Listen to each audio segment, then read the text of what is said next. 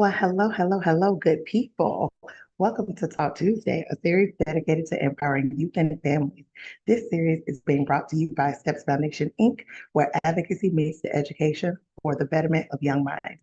Each month, we explore meaningful topics designed to inspire growth, spark creativity, and equip our listeners with the tools they need to thrive. I am Abigail Ellis, your host and executive director here at Steps Foundation, Inc. As we enter this new year, there's no better time than to pause and reflect on what really drives us. And that's why this month we're diving into one of the most personal and powerful topics that we've ever explored, which is finding your purpose and passion in 2026. Purpose isn't just about having all the answers, it's about asking the right questions. It's about discovering what lights you up, what values you hold close, and what kind of life you want to build. So, whether you're in middle school, high school, or whether you are a college student or adult, even if you're taking a gap year in school, now's the perfect time to start thinking about where you're going and why. This January, we've been exploring how to discover our passions. We've explored college and career paths that align with our values. Tonight, we're going to discover how we use service and volunteerism to find deeper meaning. And then next week, we'll be diving into mapping out a purpose driven life that you can be proud of. So just remember, you don't need to have it all figured out. You just need to start somewhere. And let's begin our journey together tonight. So I'm super excited because tonight I am not streaming live from the home office. We're actually streaming live from Toho Water Authority. Yep, y'all heard it. We are live at Toho. Now I know many of you are like, why y'all send that Toho? But we just received a grant from Toho Water Authority, and tonight they're doing the grant reception. And so I'm super excited to be sitting in a space where a lot of our community partners are sitting, other great organizations that are doing phenomenal work in our communities are sitting. And so when we think about purpose and passion in 2026, this is what I envision it looks like.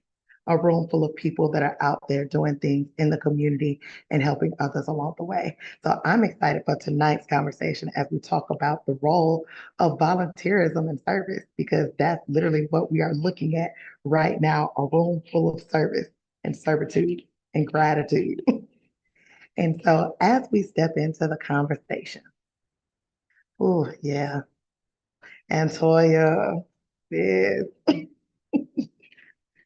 you do so many things. And I know this topic is probably like an at-home topic for you because you sit in so many different spaces. Service is you for sure. So a question that I would like to ask you, especially as we think about like how other people may want to get involved in service, what's a moment in service that you feel like really impacted you? Good evening, everybody. I am Antoya Schuler, CEO and Principal Consultant of Schuler's A Plus Consulting, excuse me, where we blend cultural insight and expert strategy to help organizations create educational programs that amplify impact, improve outcomes, and turn vision into lasting change, which is how I met Miss Abigail Ellis. So, first and foremost, congratulations on receiving the award for the wonderful work that you do. The fact that you're sitting outside of a room while your organization is getting an award speaks volume to your commitment to Steps Foundation as well as to being present. So kudos to you. But I would have to say my first example of service came from home, my parents. I can recall being a little girl. We all, I came from a family where everybody played a sport or two or three. But my father was the coach of the community. And when he coached, he would take on the responsibility of being a father figure to so many other young students, especially young Yeah. Black males who did not have that. And I can remember countless times I would come home and, I have two brothers, I'm the only girl. So the house would be full with all these, other kids, boys, and I'm like, y'all need to go home. Eating up all the food in the way, doing all the things. But my dad would tell me, I love that. as you get older, you'll understand. And so the more that I saw my dad volunteer as a coach in the community, be present, do all the things, it really resonated.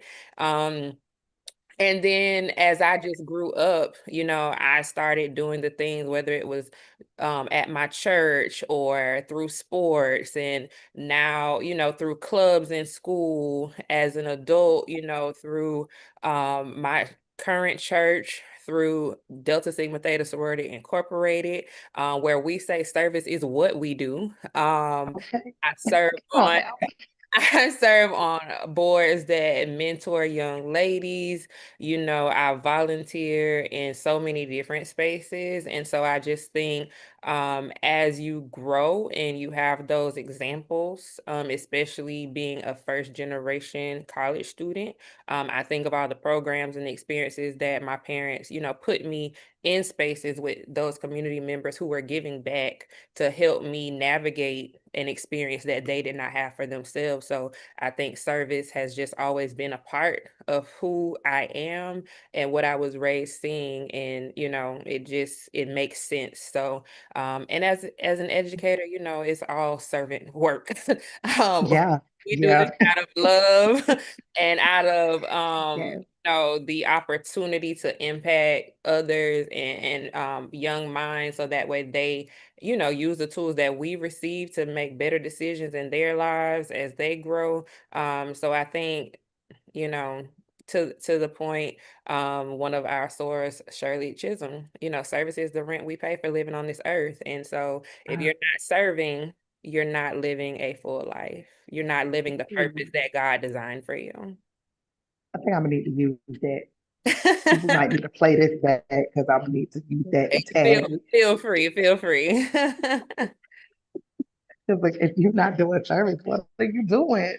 Mm. No, I Our love that. talents are not made just for us. So if we're not sharing them, if we're not, Absolutely. growing in a place and helping others to grow, then, we're not living to our full potential. Agreed, 100% agreed. I think even for me, like coming into understanding like service and community started with my grandmother. Like Mm, she was one who always kept and held an open door, but she was mhm. also like avid in church. She was the Sunday school superintendent for as long as I can remember. And I'm like, ma'am, do you ever step down? Like, Praise the what are Lord. we doing? But okay, but Sunday school was her heart. And it's because she felt like people learned more in Sunday school. It was an educational experience. A lot of the elders learned to read in Sunday school. She was able to capture the youth and help them to comprehend more in Sunday school. And I loved how she used to show reward for them just showing up and trying. And I'm like, okay, I see you. And she was the baker in the family. So everybody knew any holiday, any birthday, if she knew who you were, you came to her house and you got your birthday cake because she made it for you. And like she was just that person. And I'm like, you think about like how service and volunteerism leads to legacy. And that's always what I see when I think of her is I'm like, you left a legacy and community because that's something that people will always remember. Like that feeling of we know somebody's thinking of us on our special day. Even if she didn't know you long. If she had a name and a birthday, you had a cake. And so I love everything about service. Why do you think like giving back builds so much confidence in people who continuously do it? Mm. I think because giving back serves a dual purpose. A lot of times we show up in places and we're wanting to do this great thing. We want to, feed the homeless. We want to tutor the students. We want to serve the food. But Yeah. from my experience, while all of that is great, don't get me wrong, from my experience, it's when I show up to serve others that I feel like I learn the most. And so being able to be in community and in camaraderie with others who either want to serve or have a need, sometimes just sitting down, even with those that you're serving and just listening to their stories. There's such a vast array of experiences out here in this world. And Yeah, so when you talk to others while you're serving, not only does it give you a greater appreciation for the things that you have, but it connects you in ways that you otherwise might not be able to connect to those in your community. And so I think for anyone, whether you were raised somewhere or whether you relocated for college or a school or a job or a relationship, whatever it is, it's not until you start getting plugged into your community that you actually start to learn the area, learn the opportunities in an area, and and you take that community to your job, you take that community to your yeah, church, you take that community to your school, and you learn, what your community needs, how it operates, and then you find a way that you can be impactful. So I think every time that I am serving, I'm just in awe of the things that I learn from others when I think I'm going to do a good deed, which I am, but yeah. also learning and growing from that shared experience that in a way that I wouldn't get otherwise. I love how you put it too, because again, I feel like I'm like you. Volunteering is such a huge learning opportunity for so many people, and I think sometimes it's overlooked because Hmm. some people go in like, I would just want to have that feel good feeling, right? But it's more than the feel good feeling. Like you're pouring your time, your energy, your soul into a thing because you really enjoy it or you love it, but what are you receiving back from it? And Hmm. I love that idea of like the learning and the growth, and even like the networking, like the Hmm. camaraderie, like how are you building that circle around you when you're sitting in those volunteer spaces? Because we know it's not always what we know, is who we know, right? And there are so many people that you can connect to when you're volunteering in different spaces. I love that. As we think about like some of our teens who are trying to figure out like the volunteerism and those roles, what do you feel is a creative way for our students to learn to serve if they don't have access to cars to drive to those spaces or to be able to travel? I think even just in your neighborhood, you start in close proximity. So whether that's your church or a youth center, something that's within your vicinity that you can easily get to, whether you're walking or your neighbor's going and you can ride with them. Um, I think that's where it starts. And once you're involved in a thing, there's almost like an extension of that thing somewhere else. And so like I said, for me, it started, playing sports and in church in the youth group. You mentioned, your grandmother was a Sunday school teacher, but my favorite thing was Vacation Bible School. And I don't even Oh know my if goodness. I don't even know if churches still do that. But like some of the verses and friendship, all those things Yes, still yes, remember. And yes. so even something as simple as like I remember my aunt, my mom's oldest sister, she had a home daycare when I was a little girl. That was my first job. Wow. And before I was getting paid to do it, I was literally volunteering because I wanted to be at my cousin's house and so I'm just like, I would help with the kids. I would fix their lunches. I would take them outside to play. That's all volunteering. If you're not Yes, getting paid to do a thing, that is exactly, volunteering. And exactly. so I think from those things, as I grew up, I took the things that I had a love and a passion for, as I was a volunteer basketball coach later on in life before I was a paid basketball coach Ooh, because I played basketball, and in me coaching those young ladies, I became a mentor. Right.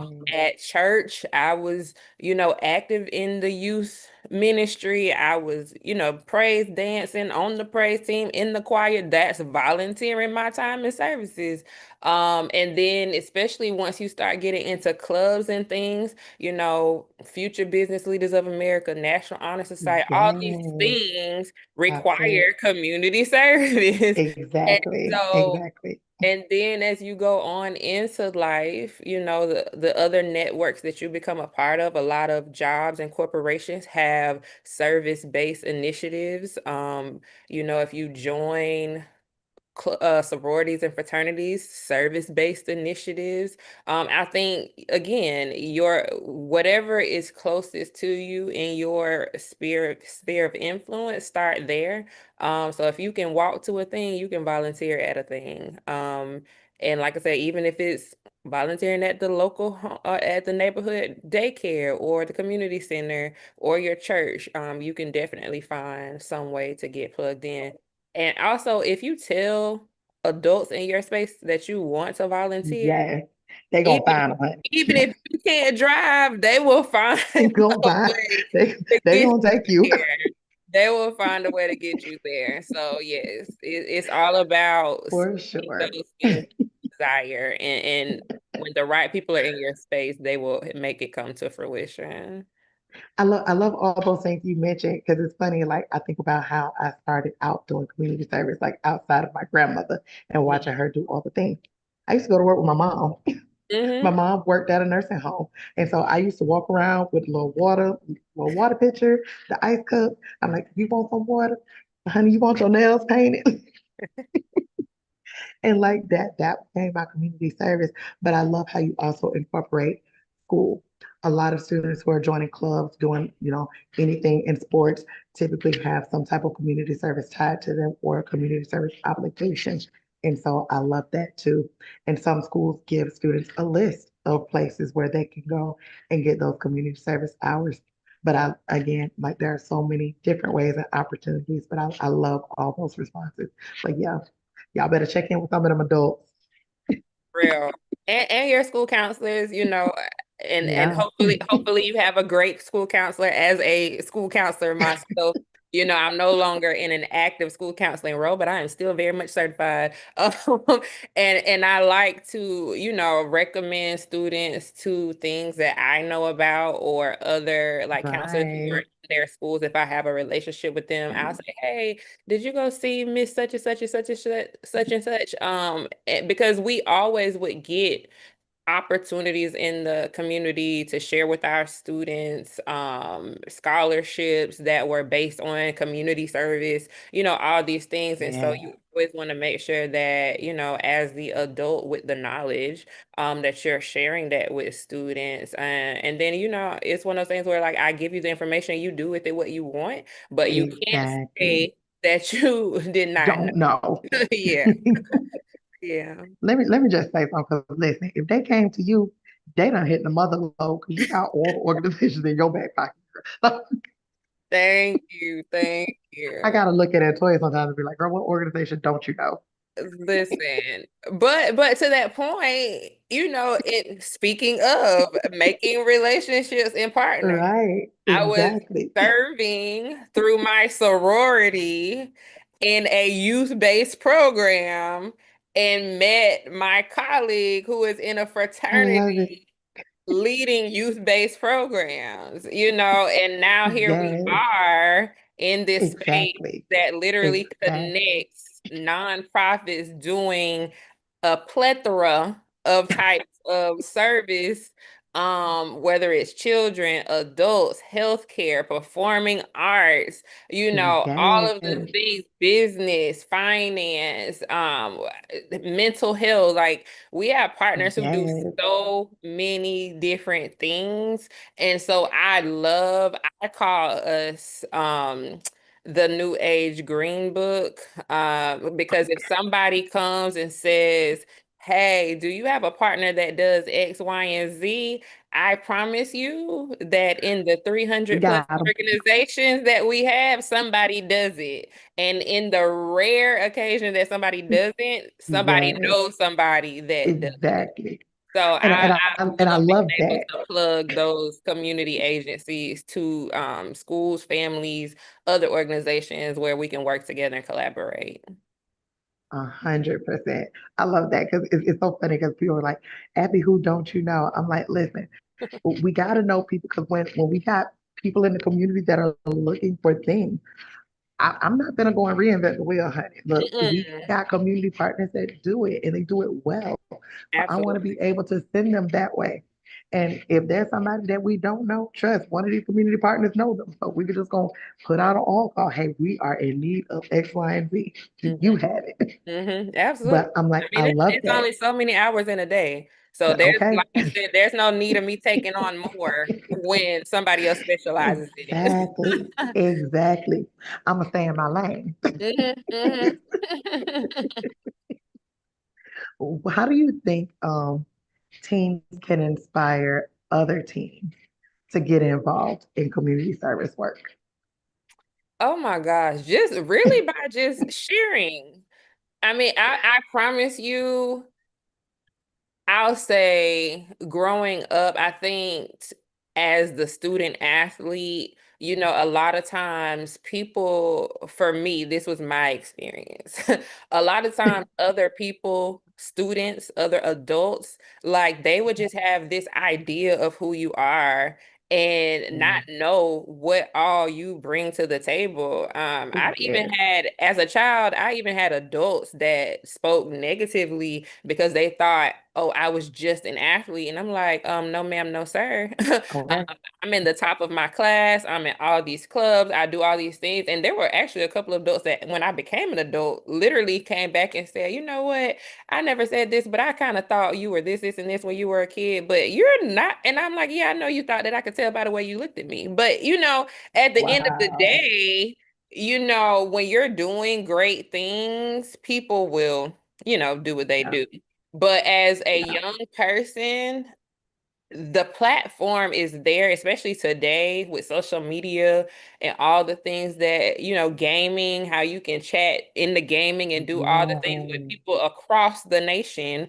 I think if young people use those spaces that they're currently in just to say, plug whatever it is that they do outside of that thing, Mm, especially if their name carries some weight in their school because they're in a club or because they're an athlete, people will draw to that. Even if it's not for them, they might at least be curious enough to inquire or to show up. And then from that, they may learn about something else. So I think as young people, just being able to share your experiences, and it doesn't even have to be like, oh, I went down to the community center and I mentored these young kids. They could have said, I went down to the park and played basketball with these middle school kids, you know, and literally, kids on at the basketball court, that's nothing. yeah. You'll have 20, 30 Yeah. young kids down there wanting to play basketball, and so much mentoring happens in that space. Yes. Yes, you're playing basketball, but when you go to the neighborhoods, it's always somebody, sitting at the park or doing something that's, Hmm. playing chess, conversations that Yeah. happen while you're doing an activity, but are really like pouring into and sharing experiences that, give students and young people, those aha moments of other things that they could think about to get involved in.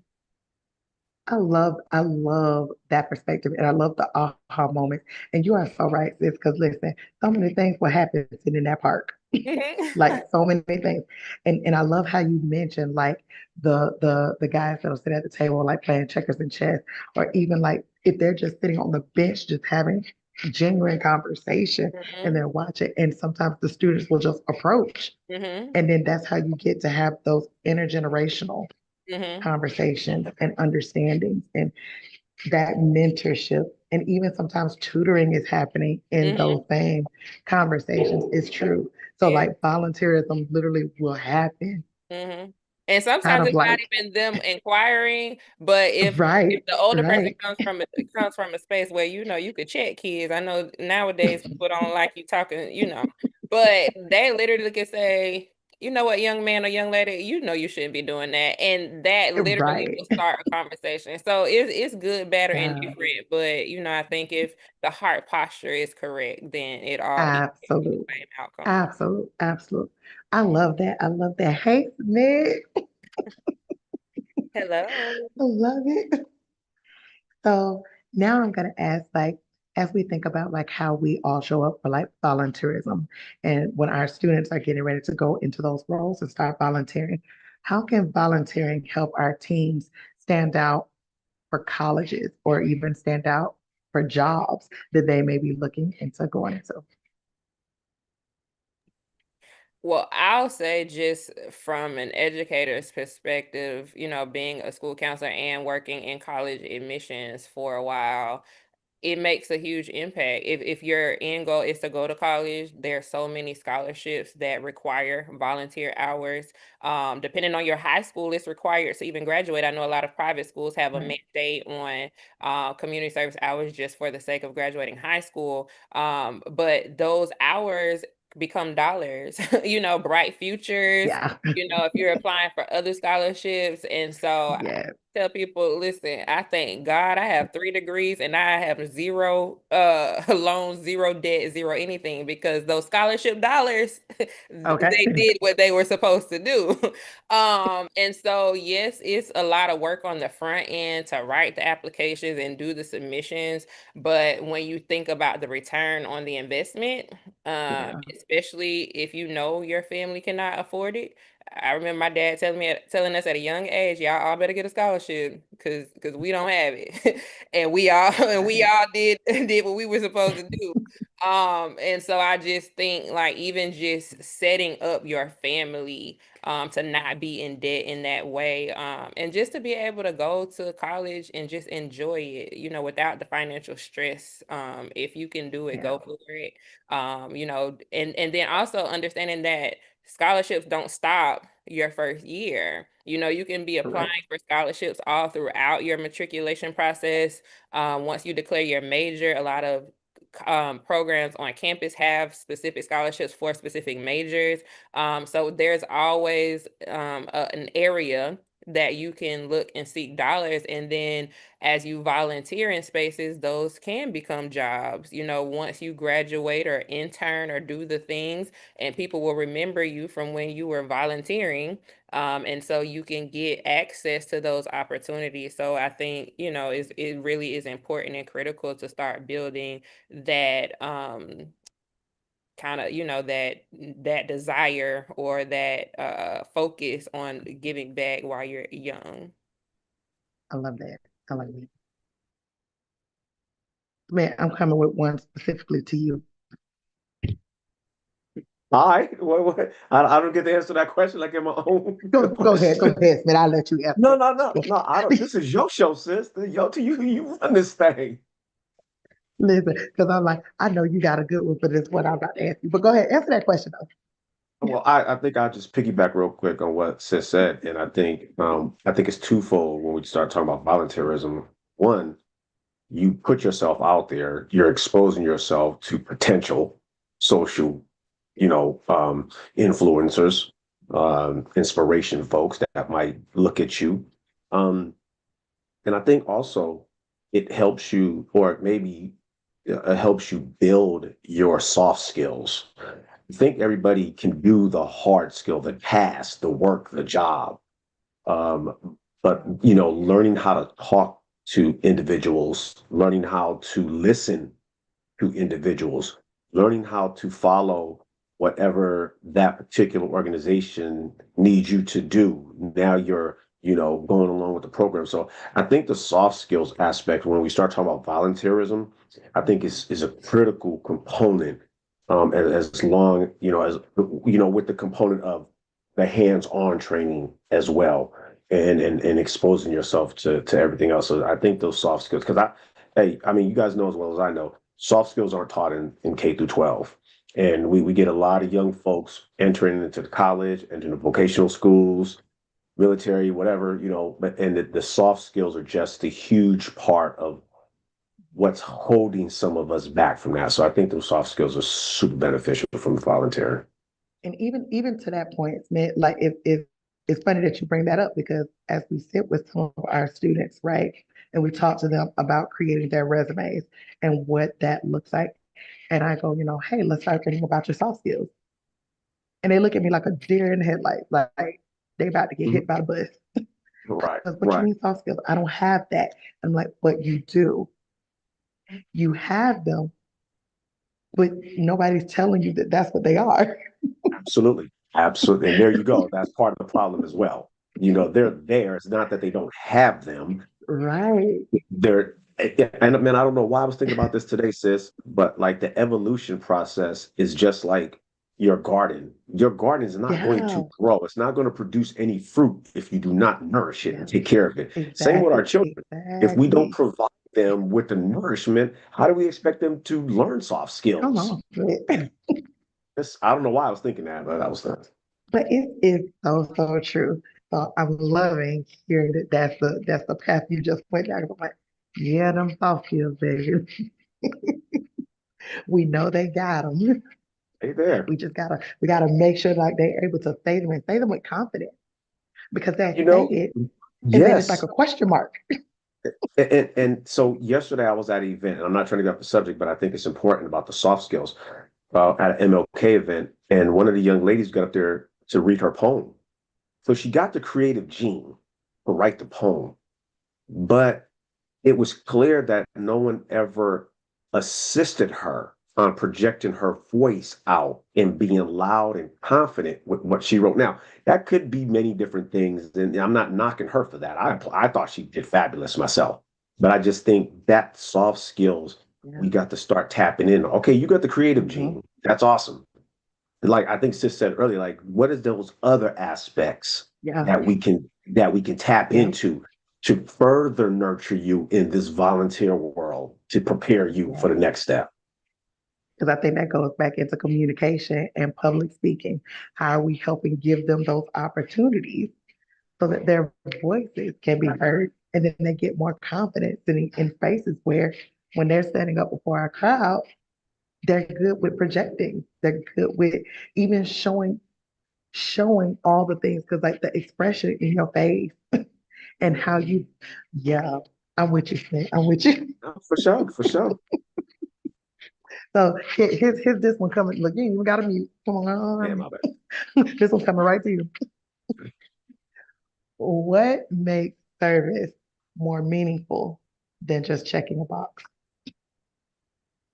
Man, since you hitting home runs, man, I was on this Listen, yesterday. I had to pick on you because Antoya went and hit all the other spots. So I'm like, It's now you got I it's got to pick on you. man, look here. This is so multifaceted service part. If you provide a service for free, you have already positioned yourself as a person of trust, right? Anybody will do anything for $1. You can go on TikTok and see that. Anybody will do Word. anything for $1. But what will you do for the cause, for the service, for yourself, right? I had a conversation with one of my closest allies today, and we was talking about just doing restorative justice healing work, right? And in the educational institution, how we get pushback from uh, non-members of our community saying, "Oh, this is tiring. I need to get paid for this." Okay, well, you ain't about the service and you ain't about the cause, and it already talks about your character. I think the service part, the serviceability, one, you're making yourself available. That's your time that you are committing and volunteering. That speaks volumes about you.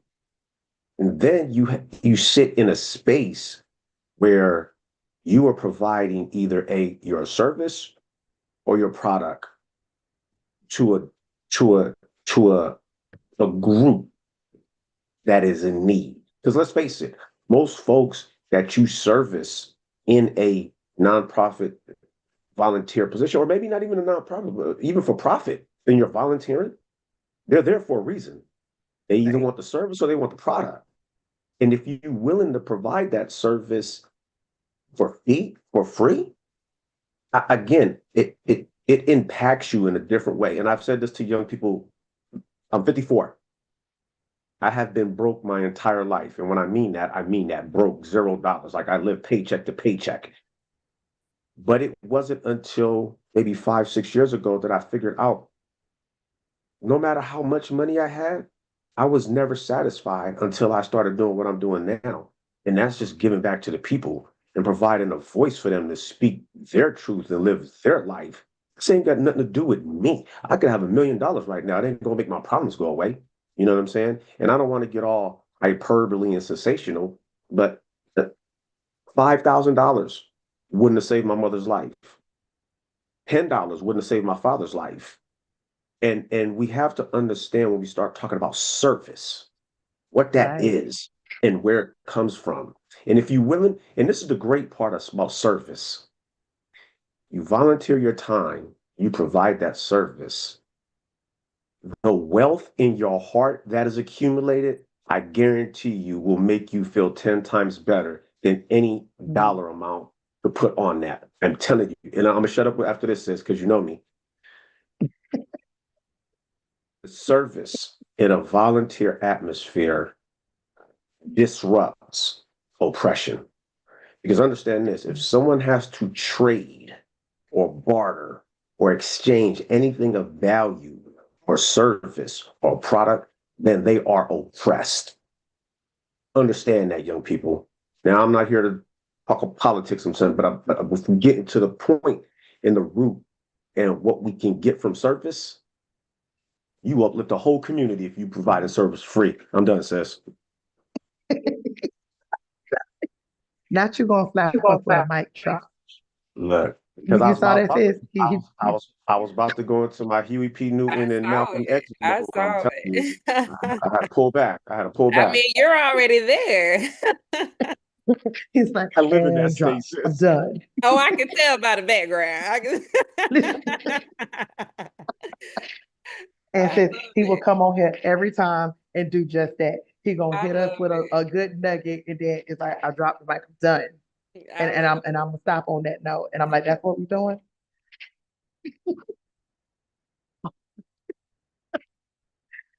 Yeah, that I love it. Look, man, that's my brother. But look, I'm excited because now, Abby, I hope you're ready. Because because it is time for me to pass the mic over to our youth program ambassadors. These are leaders who are showing up with us, and they're showing us also what it means to live with purpose in action in real time. So they have taken on a powerful advocacy initiative this quarter, and I can't wait for her to tell you more about it, as well as all the other things that are going on. So, Abby, I respectfully turn it over to you, and I'm going to mute myself and hush. Okay, hi everyone. I'm Abigail, or Abby, a youth program ambassador with Steps Foundation, and I want to talk to you heart to heart, especially if you've been thinking about what your purpose might be. Sometimes purpose isn't loud. It doesn't always look like standing on a stage or leading a movement. Sometimes it starts with courageous choices, quiet moments, and standing up for what's right, even when it's hard. That's exactly why our YPA team chose Teen Dating Violence Awareness as our advocacy project this quarter. Because real purpose shows up in how we treat people and how we expect to be treated in return. If no one's ever told you this, hear it now. Love should never hurt. Respect isn't optional, and your voice has power.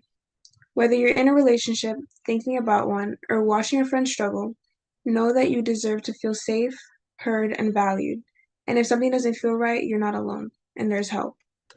So we're creating a space to talk about it. On February 22nd, from 1 to 3 p.m. at Hart Memorial Library, we're hosting Jeopardy in the Name of Love. It's real, it's interactive, and it's a place where teens and parents can learn together what healthy love looks like and what it doesn't. Purpose is about action, and this is ours. We hope you'll join us. And hey, there are more chances to grow, learn, and lead coming up soon with STEPS Foundation. Don't miss these upcoming events. On January 21st, we have What Recruiters Look For, which is at 6 p.m.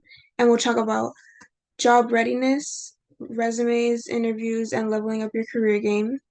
January 24th is an in-person youth mental health first aid at 10 a.m. Join us in person and get trained to support peers and youth in mental health crisis. January 25th, an in-person QPR certification at 1 p.m.